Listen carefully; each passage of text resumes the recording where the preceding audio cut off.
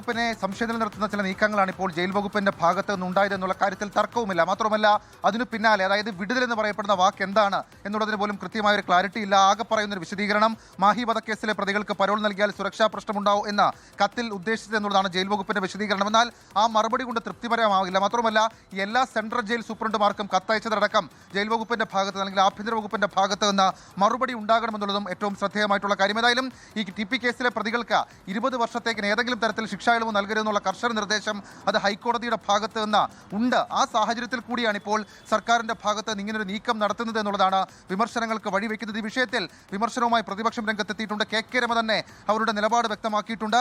K Rama പറയുന്ന ഒരു കാര്യം, ഈ സർക്കാർ നീക്കം അത് ഒരു തരത്തിലും അംഗീകരിക്കാൻ കഴിയില്ല.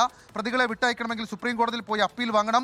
20 വർഷത്തേക്ക് ടി.പി. കേസ് പ്രതികളെ വിട്ടയക്കരുതെന്ന് ഹൈക്കോടതി ഉത്തരവുണ്ട്. എന്നാൽ പലപ്പോഴായി പരോൾ അടക്കം നൽകി അവരെ സംരക്ഷിക്കാനാണ് സർക്കാരിന്റെ ഭാഗത്ത് നിന്ന് ശ്രമം നടക്കുന്നത്. ഇതിന്റെ ഭാഗമായിട്ടുള്ള പുതിയ നീക്കമായി മാത്രമേ ഇതിനെ കാണാൻ കഴിയുകയുള്ളൂ എന്നും കെ രമ പറഞ്ഞു. ഏതായാലും നേരത്തെ തന്നെ ഇവർക്കുള്ള സൗകര്യം, ജയിലിലെ ഇവരുടെ സ്വാതന്ത്ര്യം അടക്കമുള്ള കാര്യങ്ങളിൽ വലിയ വാർത്ത വന്നതാണ്.